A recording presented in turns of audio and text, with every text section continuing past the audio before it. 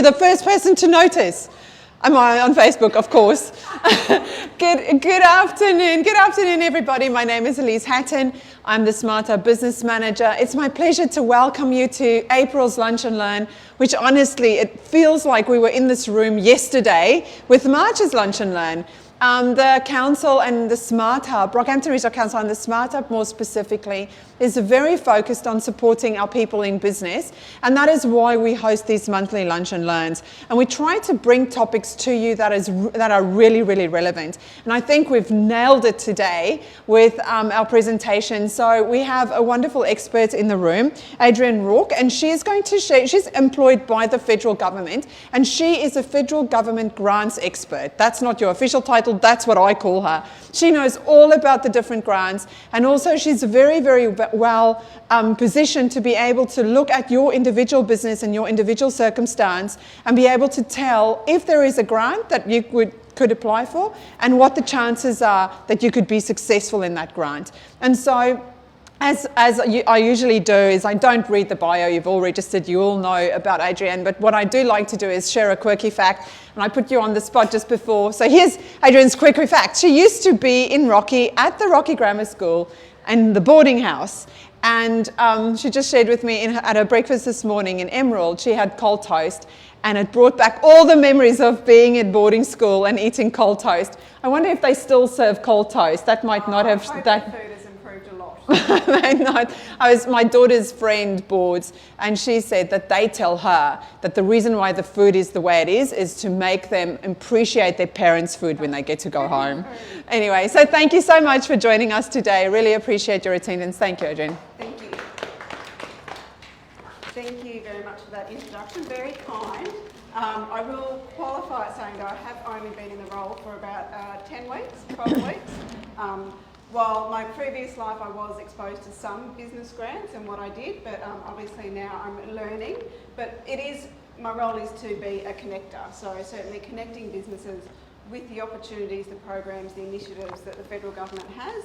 Also still aware of what state government funding there is, so I can direct you over to that side of the bridge, I guess, as well, if there's programs that are relevant. But my role is to connect you with opportunities and also advise you about looking at the guidelines with you and making that assessment with you as well in that space. So thank you for that introduction. Yes, I did live in Rocky for 5 years, going to boarding school here. I'm very excited about this role, being able to get out to the wider CQ region that I cover in my role and out to a very much a passionate regional person. I'm born and bred in Mackay, 5th generation, so I really do obviously have great passion for actually supporting regional businesses and helping them get out the most of what they can from the federal government grants that are available. So I do have a presentation that I'll kind of go through relatively fast. Please, if you've got any questions, I don't mind if you stop and ask me to clarify something or have questions at the end to go through things. There's a range of opportunities that are available at the moment, and I'm not totally sure of everything, businesses that are here today and online. So some may be relevant and some may not be.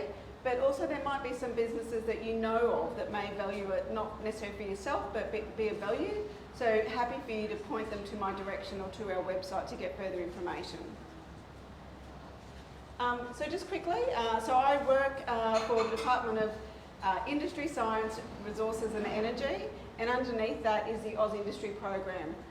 Within that we have the Business Outreach, which I am one of the Central Queensland Regional Managers. There's 26 of us across the country. And you can see my region goes from Bowen down to Gladstone and west to the border. So we're the kind of on the ground face of the whole department really, out interacting with stakeholders and businesses, promoting the government's programs, initiatives and fundings that are available. So as quickly, everything that I talk about today is available here on the business.gov.au website. There's a lot of information through there about the different programs. You can do various searches on to do that, and that's where you'll find the detailed guide information about the programs I'm talking to you about today. Just quickly, this is just a quick roadmap of the innovation journey that both state and federal government support. You may have seen this before. So the top line is the programs that come through the state government, Queensland State Government, and the bottom line are examples of the federal government support that we have ongoing. Some, for example, like the Entrepreneurs Program is ongoing. The Boosting Female Founders is currently open at the moment. So just going through some of the ongoing support that you can get from the federal government. So one of the things that the government has on offer for small business is the improving digital capability. And you may have seen and seen the information about some of the workshops that ABAS is running in the region at the moment. Some really good social media marketing workshops that are available, and then some one-on-one support that you can get as well. So that's a really good opportunity for businesses. If it's certainly, I think also their consulting rate that they can help you with is very cost effective. So if you are a small business or just starting out, it's a great opportunity to get some support and refine what you're doing marketing wise and some advice without having to spend too much money. The other areas that there's support is for startups and investors, and there's various information on the government website around support for venture capital programs, for angel funding, and then also for tax incentives for early stage investors as well. So there's a range of different ways the government supports, from startups through to scale-ups as well. The other one, obviously, that's ongoing as well is the Research and Development Tax Incentive that is available for businesses to apply for funding or for tax credits, or depending on how you are structured as a business and how much tax you pay, whether you get some refund back as well. So I've actually got brochures out there on the table at the front. If you're interested in that and how it works, it is involved you doing a self-assessment of the type of research and development you're doing to see if it fits within the program, and then you apply to be part of the program. So with that, you have to apply to Oz Industry no later than 10 months after the end of your financial year to be able to process the claim with that as well. So one of the key programs that I wanted to discuss today, and Rod, do you want to give you a hand down the back wave there, who is the Entrepreneurs Program facilitator for the Grow Your Business. But this Entrepreneurs Program is an ongoing program that's available through the federal government. It has a range of eligibility criteria. Across the board is that you have an ABN and that you are registered as an Australian company as well. Then some of them have requirements of a minimum of a revenue turnover. Others don't, particularly commercialisation. Your project doesn't have that. So that's this one here. It's a process which, and I know we have an accelerated commercialisation facilitator here in the region, Liz Alexander, and she's going to be in Rockhampton around Beef Week, and I think she's talking to you at the moment about having an afternoon here to catch up with people who might want to talk further about that program as well. So I'm sure there'll be more information coming out about that. But this really is for startups or scale-ups, existing businesses, but it's probably the one that is available for startups, that if you have a novel product that you want to get to market, there's significant support there that you can help, or you can get for help. It is for something that's, I guess with all this, we're looking for something that's quite significant growth opportunity on a national, international scale. So that when we talk about novel product, it's not something that is similar to what already is out there on the market. They're looking for something that's quite got significant new innovation behind it across the board, but also has that national or international exposure or potential with it. The growth services one. So this is, for me, what I think is really good for a lot of existing businesses that have a turnover of 750,000 or more within the region. They can engage with the Entrepreneurs Facilitator, get a growth roadmap done that helps them with where their plan is for the future. And then from that, there's recommendations that are made, and they've got the ability to apply for a match funding grant of $20,000 to implement some of those recommendations. So it's a really good opportunity to do a bit of strategic work about your business, step back, work with the facilitator, and look at your business from a strategic point of view, and look at ways that you can help with that growth roadmap as well. The other one that's there around there is Innovation Connections. And we have a number of Innovation Connection facilitators across the region or across the state who work in specialised areas. And they work with you to look at if you've got a research opportunity, they'll look at working with you, analysing that and what you need to implement that research project, and then connect you with researchers across that might be appropriate for it, be it here locally or across the state or nationally if you need a specialised researcher in that space. There's then some funding available to help pay for those costs of research as well. So I've got flyers on those 3 or 4 programs available at the front as well if you want to take a flyer that's got a bit more detail on that with you, and then you can either get in contact with me to discuss your project, and I can connect you with the facilitator if that's something we think will fit with it. So the next one that I wanted to talk about is something that's around the Modern Manufacturing Initiative, which came out of the federal budget in October, and the federal government's manufacturing strategy. So you will have seen a lot around this. It's really, I guess, the federal government's driving the COVID recovery around manufacturing and the support for that. So I just want to give you an update on it. There's a few things that may be relevant.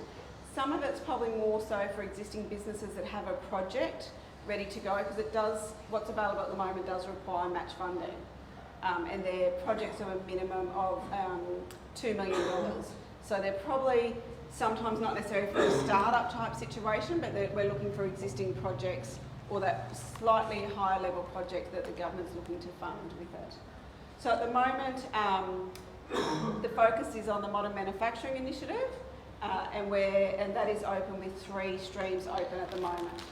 So there's 2 components to it. It's the translation, which is translating a good idea and getting that to market. The integration is the other, helping businesses integrate existing product and services that have growth opportunities into the domestic or international supply chain. So it is a competitive merit-based program. There is there is an eligibility, like everything. You have to be an Australian company. You can't be a trust or a partnership. So it is merit, but there is eligibility. But once you pass that point, it is merit-based, and I'll talk about that with how it works. But it is competitive. So certainly, it's not a guarantee you'll get the money. You have to put in a really good application and put effort into that to make sure that you're meeting the criteria at a minimum of 50 points, but then after that 50 points, it's also based on comparison with other applications as well. So this whole funding application or funding program is around the National Manufacturing Priorities, which have been decided by the federal government. So the 6 that are listed there, space, medical products, resource technology and critical minerals processing have closed for round 1. At the moment, food and beverage, defence and recycling and clean energy are open, and they're listed there with their various closing dates. So that's all for round 1 at the moment. There will be a round 2, but I guess at this stage it could be changing the parameters of what that will look like. So there's no guarantee that it'll be 50-50 match funding, because that's actually highly unusual for any level of government to provide 50-50 match funding, so that may be scaled back. But we don't know at the moment what those parameters will be or when it will be.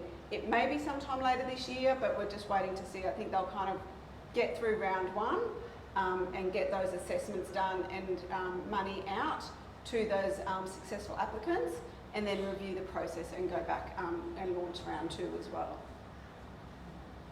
So just quickly with that, that's pretty much the standard eligibility criteria for across most programs with this.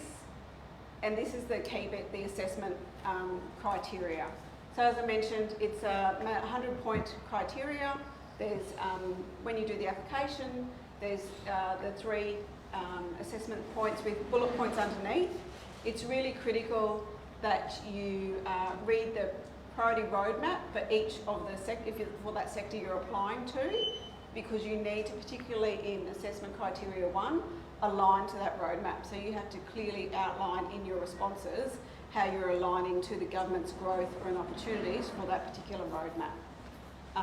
So with that, it is as with most merit-based assessment, there's word limits and there's document upload limits as well. So while you have these three criteria to answer and there's a word limit on that, you then are asked to attach your project plan and your project budget, along with things like a sign-off from the CEO, an accountant's declaration and so forth as well. Your project budget your project plan can only be 2 megabytes. So there's still only so much information that you can put into this document. So you just need to be really careful. And I will say, if you are thinking of applying, these are $2 million projects that you're looking at. So we do want it's not something you do in half a day.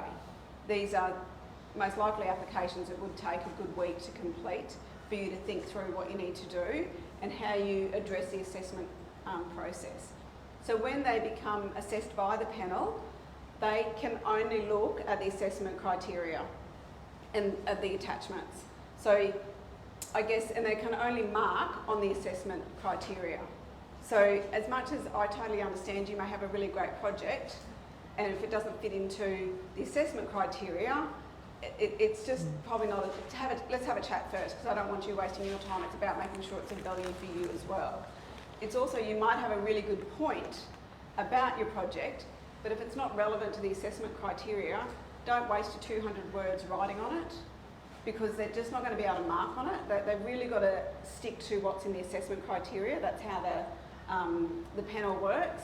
So you've got to be really clear about making sure you're answering all points with under that each criteria, and that you're doing it succinctly, and that providing the information that they need in that way. So it is a very, it needs a lot of time to you do need time, and making sure you're answering properly, getting someone else to read over it that's not, I guess, close to that project, to make sure that they can understand what you're trying to say as well.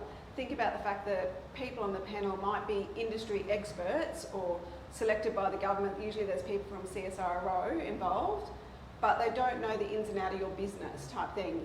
So you need to be able to explain it in a way that these people on the panel can understand what you're saying and know what you're trying to achieve. So just quickly, what the grant money can be used for. Obviously the translation stream is slightly different to the integration stream, and that's outlined into 2 separate guidelines that is available on the website. But there's examples of what you can be using it for. So it is business development and marketing opportunities as well, particularly with that integration stream as well, what you can do with that. And then there is the opportunity to look at things about new machinery and engineering related activities that is going to take your product or service to the next level, or the way that you actually do it much more cost effectively as well.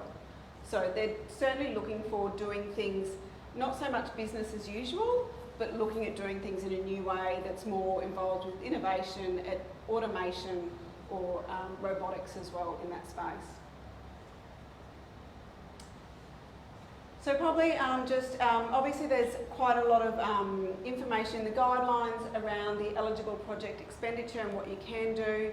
The key thing to also keep in mind is that with any of these projects, you can't have started the project until you get the letter informing you that your application's been accepted. So you can start even though you haven't signed the contract, and all these details are in the guidelines, but you can't have started. Anything that you've got listed in the project budget or the project plan can't actually be started until you've actually got that letter of offer from the government. So you just need to think about how you're doing that time frame, if that suits you, your project, time frame wise as well. It's usually 3 to 4 months assessment process. With these grants, they're saying don't think about, have a project that you won't be able to start until the 1st of July type thing at the earliest. So if you're on a tight time frame, this may not be something suitable to you, but just be very aware of what is actually eligible expenditure with what has actually started, if you start looking to start soon. So just examples here of where you can get further information. There's the separate webpage for the translation or integration streams. If you, and I'm happy to talk through if you've got a project, if you're not sure whether you fit into the translation or the integration stream, I guess we've kind of accept that some people may cross over. They're very similar, like criteria 2 and 3 are the same. It's basically criteria 1, which is different for both. So within the guidelines, there's a list of objectives that are slightly different for the translation and integration stream. I've been suggesting to people to go through and read those, print them both off, tick which ones they could meet for each one, see where you've got the majority of ticks, look at criteria 1 for both of them, and see which one you can think you can answer the best for your project. They certainly understand some may cross over. You can certainly identify that you kind of fit into both in your response, or address the other criteria in your response. That's fine, but they probably and you can, if you choose to, put your project into both. But it's really, that's probably going to take extra time. I think it's best just to choose one and focus on that, and bring out the best evidence that how you meet the criteria. So the other one, which I'm just going to try and find where I'm up to with my notes. Sorry, quickly.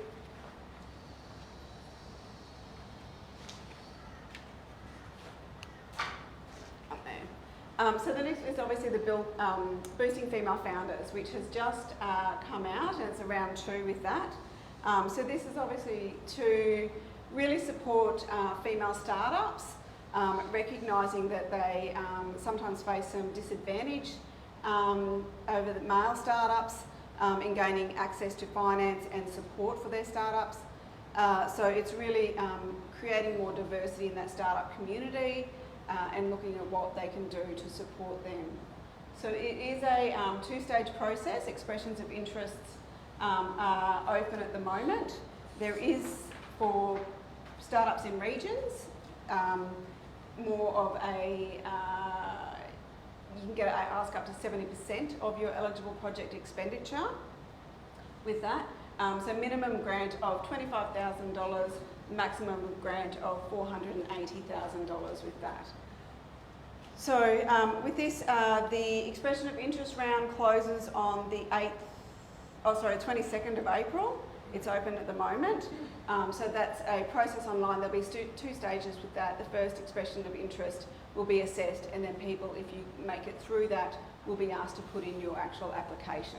So it is something, it's probably about an 8-month project, I think it is, of process with this, what it goes through. So again, if you're something, I want to start in 3 months, it's maybe not going to fit within what you want to do with it. So you've got to work through how that is.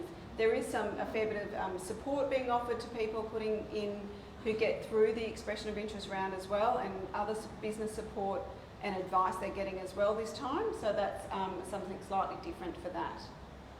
So just quickly, eligibility must be 50%, 51% owned, female owned, with a majority of your senior management female as well, if you are an existing business with staff as well.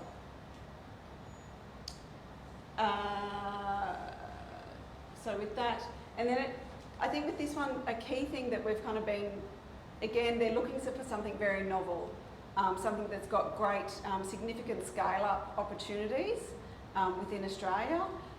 We are advising everyone to go on to the business.gov.au website and look at the recipients of round 1 and read their stories. There's a page there outlining who the recipients were and the type of projects that they got funding for. So it's, we understand there's a lot of projects out there. I think there's also the webinar that was conducted a few weeks ago by the Business Outreach Network. What's really a value with that webinar is that halfway through they actually get someone who sat on the assessment panel for the first round to talk about some of the applications they received and what kind of made a good application and what didn't. So I think that's a really good thing to go and have a look at that webinar and go through that and listen to what that lady's saying about what actually makes a really good application. And again, the importance of addressing the criteria. So what was the webinar again? So it's the Boosting Female Founders webinar. It's on the website. It's the Yes. information Yeah.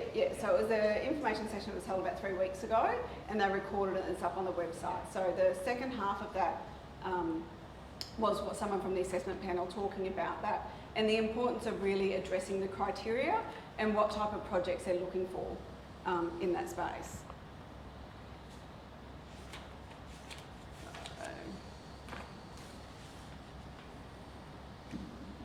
So again, I think just the key thing with this, they're really looking for projects that are in the technology readiness level of around 6 to 8 spaces as well. So this is obviously a standard stage of development, but they're looking for the 6 to 8 is what they're looking for the projects that they will look for funding. So as I mentioned, the application process, stage 1 is expression of interest, and it's going to probably early start date is around November. So if you've got a project that fits within that time frame, then maybe this is something you need to be might look at doing. So just going through, quickly again, the merit criteria. The key thing with this one is how your grant will help you scale up, expand. So they're really looking at that significant scale-up opportunity that they want to support with the project. Just out of interest, point 2 and point 3 is pretty much the standard questions that we ask in the rest of the applications. They're the same ones that were in the Modern Manufacturing Initiative as well. But it's important, certainly in that webinar, they go through a lot of detail about the importance of how you answer 2 and 3 as well. Talking about what your capability, even if it's a startup, what your previous experience is and what you can bring to the role, what advisors you have, so it shows that you've actually got a bit of experience and you're listening to others. If you've been involved in some mentoring program, it's not literally the back of a napkin that you're working off, that you've actually kind of engaged some experts already or got some good advice about how to move forward with this project. So finally, just the other one that I want to mention as well is the business events grant opportunity. That's about to relaunch again. They are changing the parameters of it, bringing it down to $5,000 of expenditure that you can have at a minimum. Before it was $10,000. This is a really good opportunity that if you, a business, want to go to a national conference and take a few staff, you can see if they're on the list. There's a scheduled list of heaps of events across Australia, across a broad range of industries, being not only just manufacturing and mets and agriculture, but there's, I think, there's some retail stuff as well, some food plate stuff as well, some technology software type conferences as well. Just to get confidence back in the market about travelling nationally at conferences, you get you can apply for up to 50% support for your travels, for your staff, for your conference tickets. If you want to exhibit, you can put that in as well. There's a small amount for sponsorship if you wanted to do some sponsorship at a national conference that was on the list. Get back some confidence in the market to travel for these events and support the business events. And then, in the worst case that let's hope we never have to have any lockdowns, shutouts of states or whatever again, you've got 50% there from the government to cover the costs of what didn't happen type thing. And if you can't get back your money from airline accommodations and that type of thing as well. So certainly a really good opportunity to get out nationally to professional development opportunities, marketing exposure opportunities to a national market. If you've conferences on the schedule of the list of approved events that you want to participate with that as well. So that's a really quick overview of the range of events, the range of funding that's available. It's a changing and ongoing list of events, and there's obviously rolling out as priorities change for the government, or they look at different new budgets come out and we look at different opportunities. There's the ones that stay the same, like the Entrepreneurs Program, but there's ones that will continue to come out and new initiatives as well. I encourage you to either connect with me on LinkedIn, because I do a lot through LinkedIn to promote the different opportunities that are coming out, or there's also a CQ newsletter that you can sign up to as well, that will, as a monthly, I'll kind of put out different information about different opportunities that are available as well. But I'm always happy to have a chat to businesses about a project they've got or what they're looking for funding for, and do work with them for assessment to see what might be available. Excellent.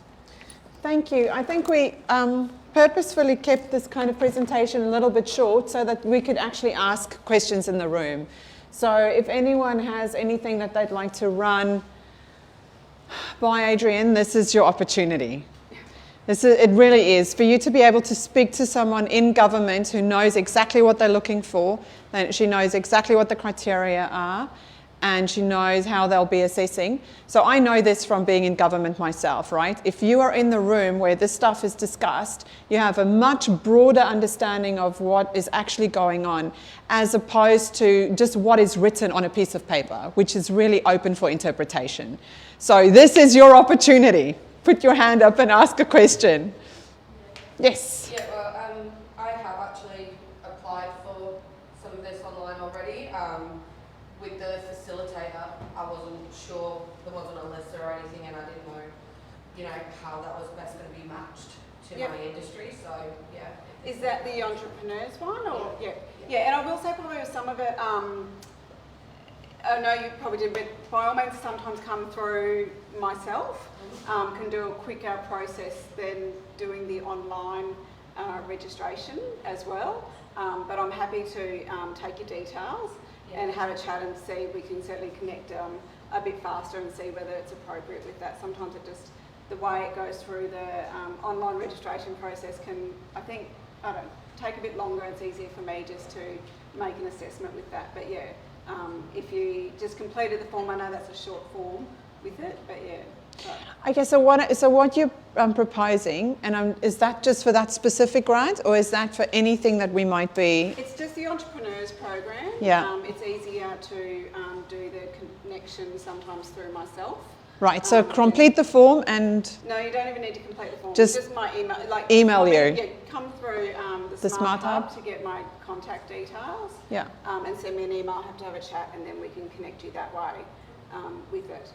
The Boosting Female Founders, Modern Manufacturing Initiatives, all is an online application where you need to register through the Hub portal, create a profile and do your application that way. And we should do that instead of emailing you? Yes, I can do a quick review of your application. I don't certainly write it for you in any way. I can just kind of have a quick look at it and say, look, maybe your assessments, you might need to answer this a bit more type thing as well.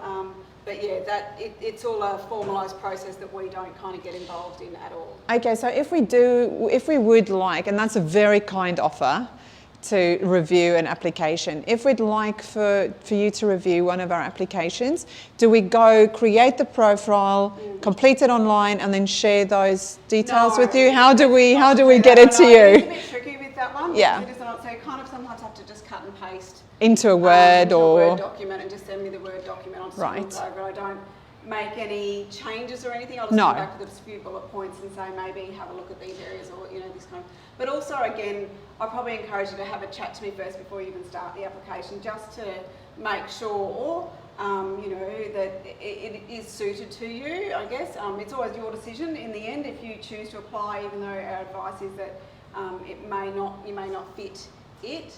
But I don't want to we try and manage some people's expectations as well, and some of it's a lot of work. So, we'll walk you through sometimes the guidelines or the roadmap and say, well, can you answer this bit, for example? So yeah. Yeah, and that is true. Yes, Kat. Yay. With the Female Founders Grant, is there a minimum turnover that we need to have in order to be eligible? I noticed that I went through all of the previous successful applicants, and a lot of them were a lot of research-driven sorts of businesses and things like that. Like they were developing innovative projects and things, and rather than a small business that was just. Was that the Boosting Female Founders, or was that the WISE one, the Women in STEM and Entrepreneurs? I just thought it was much bigger business.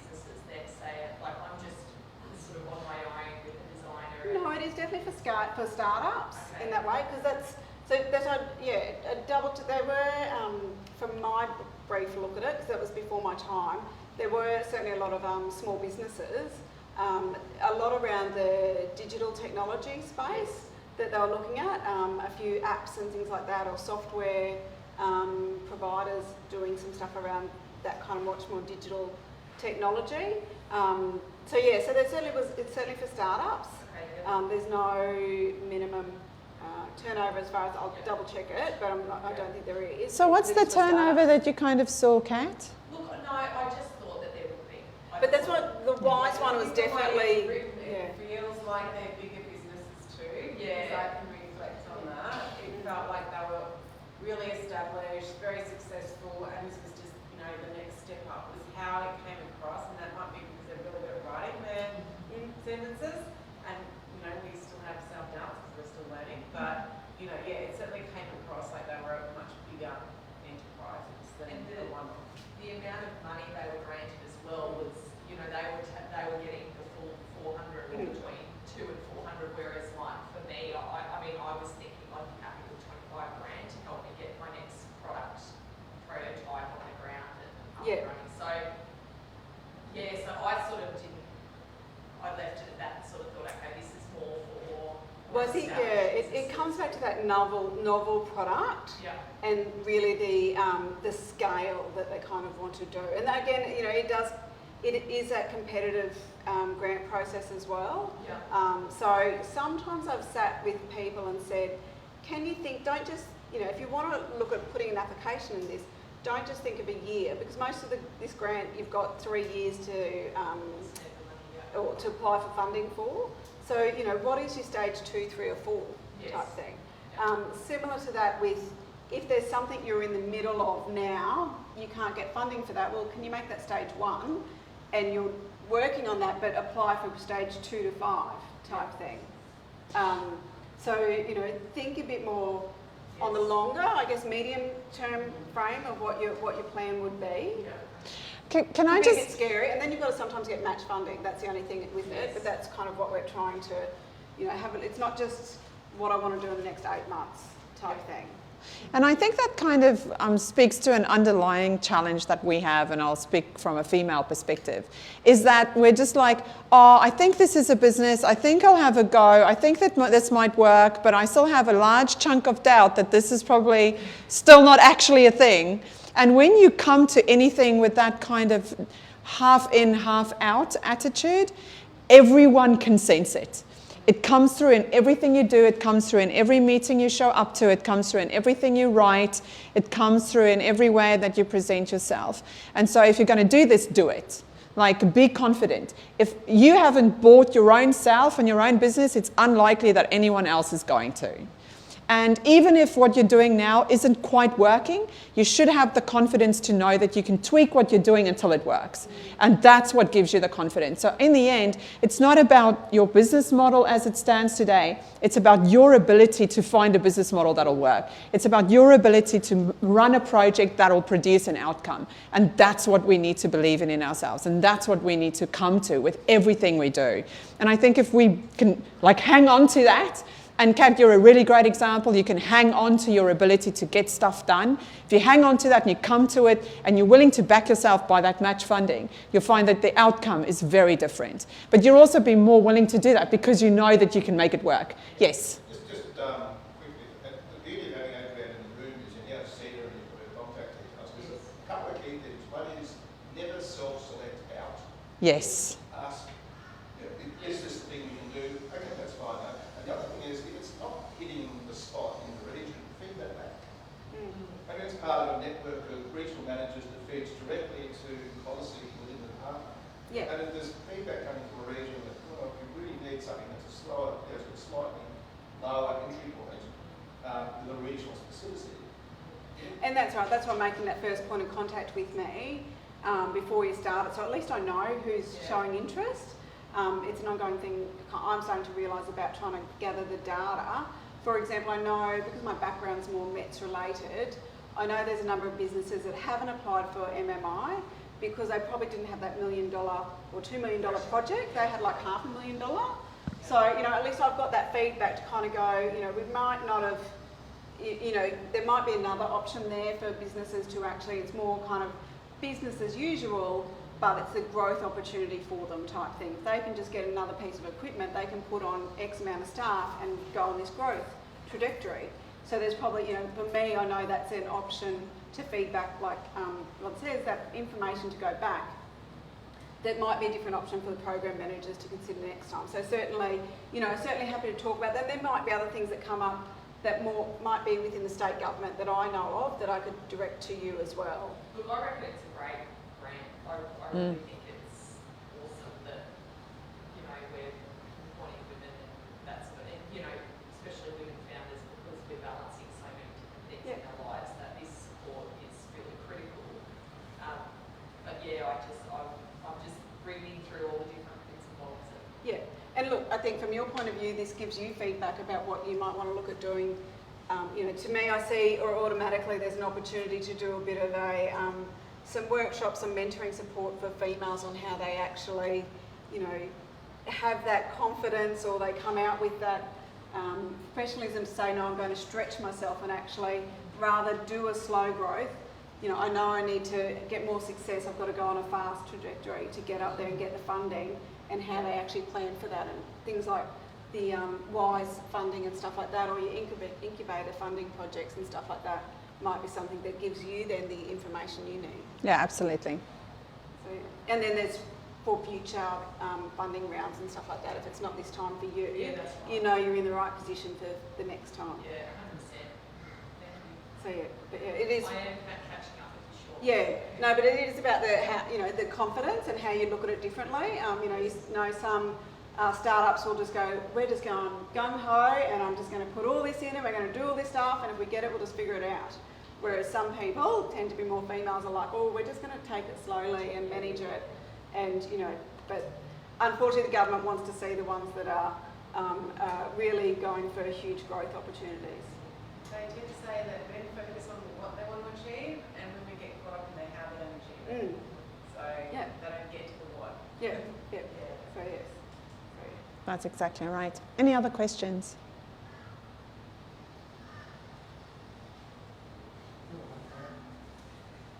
All the federal government stuff, is there anything that dovetails from the state government into the federal government? Does that meet in any of those criteria? Good question. The only kind of one I really, the way the metal manufacturing initiative works is that you can get, it's match funding.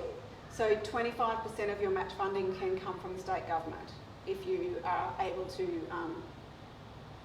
convince them or get that approval or support from them in that way. So they don't have a similar program with that.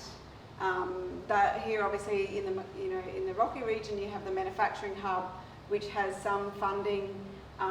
It's kind of a bit more that lower level that you have around a piece of equipment or machinery type thing, or some doing some lean manufacturing. So that's probably a slightly different. They do have like JARG funding, which is the Jobs and Regional Growth, I think it stands for. It's not a lot of money there, it's quite complex, so it's probably sometimes for building something that's going to create a lot of jobs. So none of them are kind of aligned in that way. The startup stuff is some of the stuff that's traditionally sat with the state government through the Advanced Queensland programs and so forth as well. One thing to get around if you're in business and you haven't applied for it is that state government adaptation grant, Oh yeah. which was the one, anyone who's COVID affected. There's 10 grand there for taking, but it's only regional that's left. That's left, yeah, that's right. And it's Very easy to apply. it's not a complex application at all, and it's not merit based. It's like literally if you can put it in and demonstrate that you had a slight profit drop, 30% down. You can apply, and all you've got, I think, put in 2 quotes for whatever it is you want to do. So it's not complex at all. It's not criteria based or merit based. It's just something that you will get. It's not merit based, but it is a bucket. Yes. So once it's gone, it's gone. Yes. We only got one quote and we got it. Oh yeah. So no, definitely. We're still pushing regions to try and finish that one off. So yes, yeah. Got to use it within 6 months. So. Yeah. Yeah. It's a good project just to, either do some social media strategy or a website upgrade, or do a bit of leadership training or something like that, or if you need a piece of equipment or something like that that's going to make a difference to your business growth and stuff. My hairdresser got a mentor. There you go. Yeah, mentor or advisory board or something like that. So I yeah. think you have to have been profitable before that, don't you, It's 1 month, you got to prove that you Yeah. lost You had to be, 1 month yes. to start. I think in business for 12. Zero because you kind of put a hold on things. No, I think you did have to be in business for 12 months, I think, or something. Was That it? goes 75 grand turnover. Right. You have to be GST registered, yeah. It was, And that did I've got make a it harder timeframe for... of how long you had to be, yeah. So yeah. And this discussion brings out again why what Adrienne has alluded, because every single, or most grants are completely different Everything, in their yeah. eligibility and how many staff you can have and what the turnover is. Which is why I always say, can I send me an email, I'll just double check the guidelines, because I don't ever want to be held accountable until I've checked the guidelines on every different one type thing. So, and then there's sometimes, that's why we have a whole, team of program managers behind us, where it could be a detailed question, this type of project, does it fit into, clean energy and recycling? Could I kind of get that to work? Or does it fit into food and beverage if it's something? So I can send it off to them to kind of make the decision of what they're seeing within that criteria of things. So yeah. And make sure that you get a response as well, without kind of sending it to a call centre or a general email, to make sure that it kind of comes back. So yeah. Any other questions?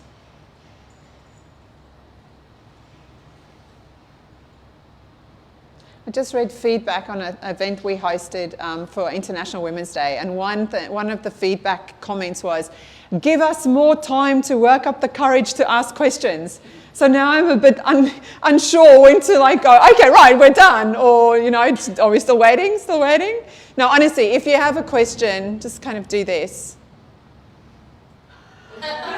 Looks like we're done. Comment up like that. So yeah. Excellent. Adrienne, thank you so much for sharing with us today and for coming to the Smart Hub. Thank you, everybody, for coming to the Smart Hub as well. You're doing some meetings this afternoon. Are those meetings fully booked now? No, I think I still have a few spaces left if people want to have a one-on-one 20-minute meeting with me. But I am, while I'm based in Mackay, I'm usually in Rocky once a month anyway.